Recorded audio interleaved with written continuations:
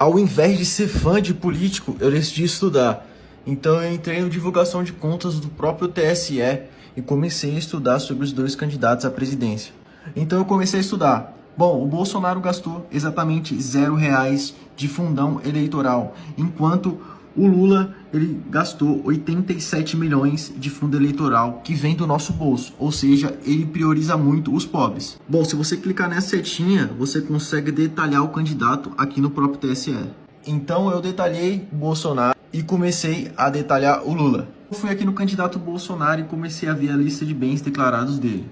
Bom, ele tem 2 milhões em patrimônio, a maioria são casas e tem uma caderneta na poupança de 590 mil. Até aí tudo bem, uma casa de 240 mil, um apartamento no caso, uma casa de 600 mil, outra casa de 400 mil e um depósito de 300 mil reais. Bom, agora vamos analisar do nosso candidato Lula. A primeira coisa que eu achei muito esquisita é que aqui o Bolsonaro ele coloca onde estão os imóveis dele. Todos os imóveis. E aqui é muito esquisito porque o Lula ele não coloca. Então ele só coloca terreno, automóvel, empresa, casa em construção e não coloca aonde é o endereço. Ele declara que tem um terreno, olha o valor de terreno, R$2.000. Esquisito. Ele declara aqui que também tem um apartamento no valor de R$19 mil. Estranho. E o candidato Lula possui 5 milhões em previdência privada, ou seja, 7 milhões ele tem de bens. Tem muitas coisas esquisitas desse cara, mas vamos lá, né? Beleza, vamos lá. Eleições anteriores. Bom, o Bolsonaro ele foi deputado federal 3 vezes e agora ele está como presidente e está concorrendo como presidente mais uma vez. Agora o Lula, ele foi somente presidente e eu acho um pouco estranho para uma carreira política. E o mais importante agora, a gente vai para a proposta de governo. Bom, é só clicar aqui. Essa é a proposta do Jair Messias Bolsonaro de governo de 2023 até 2026. E o documento está bem estruturado e mostra um pouco do que ele quer tratar. Todos deveriam ler isso. Agora vamos para a proposta de governo do Lula. É só clicar aqui nesse botão. E essa aqui é a proposta oficial do governo Lula. Antigamente ele não tinha e agora ele postou isso. Um PDF totalmente estruturado para quem vai governar um país. Se você ir descendo, dá para ver que o PDF realmente só tem escrita e nenhum tipo de desenho ou imagem.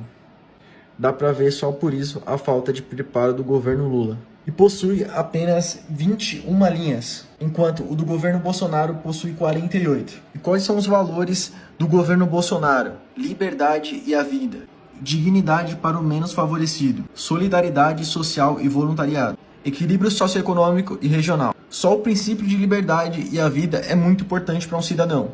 Se você fazer uma pesquisa rápida no Google, você vai perceber que a liberdade é muito importante para países subdesenvolvidos. Tá, mas qual tipo de liberdade o governo Bolsonaro pretende fazer?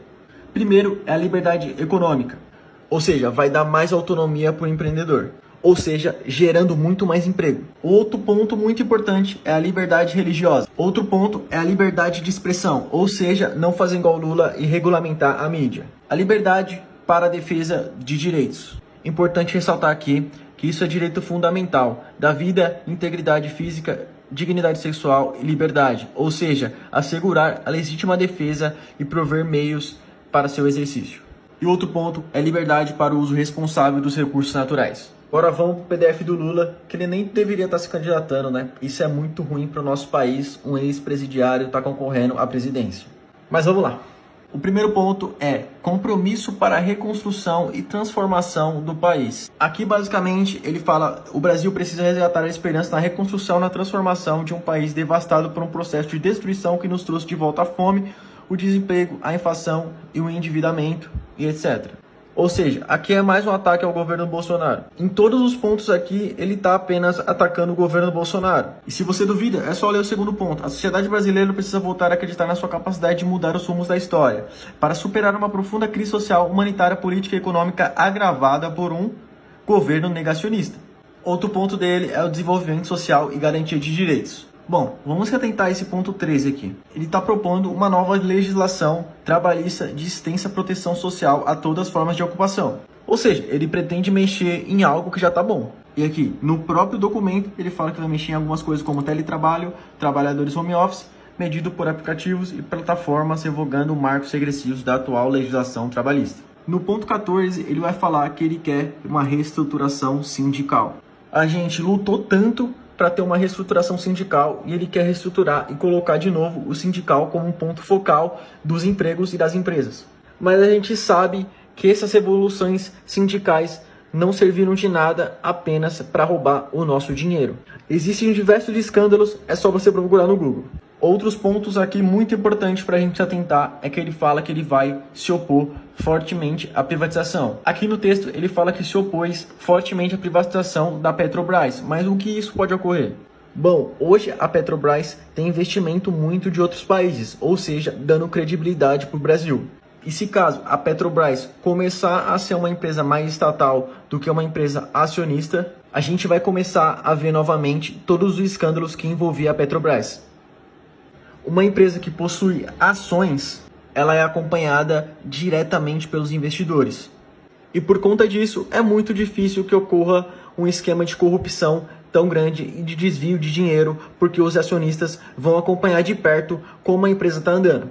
E aqui no vídeo eu estou lendo, claro, os tópicos principais desse documento do Lula. E um dos tópicos ele fala sobre prevenção e combate à corrupção e de promoção de transparência e da integridade pública. Aqui ele fala sobre corrupção, mas o governo dele foi o mais corrupto que a gente já teve. E o documento todo do Lula parece um script copiado do Google.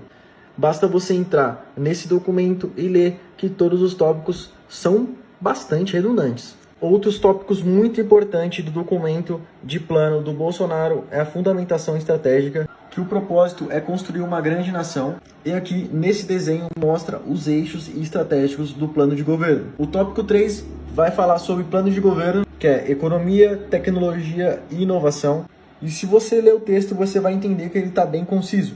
E aqui nesse documento existem propostas reais e não apenas ataques a outros governadores. Um exemplo é o BEM, Benefício Emergencial de Manutenção do Emprego e da Renda, que em resumo é uma proposta para manter os empregos dos brasileiros. Outro ponto bem legal é o programa Wi-Fi Brasil, que visa conectar todos os brasileiros através de rede Wi-Fi, principalmente nas escolas, unidades de saúde, aldeias indígenas, postos de fronteiras e quilombos. Tem diversos programas aqui, Programa Auxílio Brasil, Programa Abraço Brasil, incentivo à atividade física, dá continuidade na recuperação do ensino das crianças e jovens que foram prejudicados com o fechamento das escolas durante a pandemia, Programa Integra Brasil, Brasil para Elas, Qualifica a Mulher, Emprega Mais Mulher, Programa Mães do Brasil, Programa Pro Vida, Programa Pra Viver, Programa Alimenta Brasil, Operações Guardiões do Bioma e muitas outras propostas, basta você ver. Agora, com tudo isso que eu te falei, fica a par de você escolher entre um dos dois. Você pode até odiar algum dos dois, mas a proposta aqui é pelo Brasil e não fanatismo político. Eu já escolhi o meu através dos meus estudos. E você? Comenta aí embaixo para eu saber. Valeu!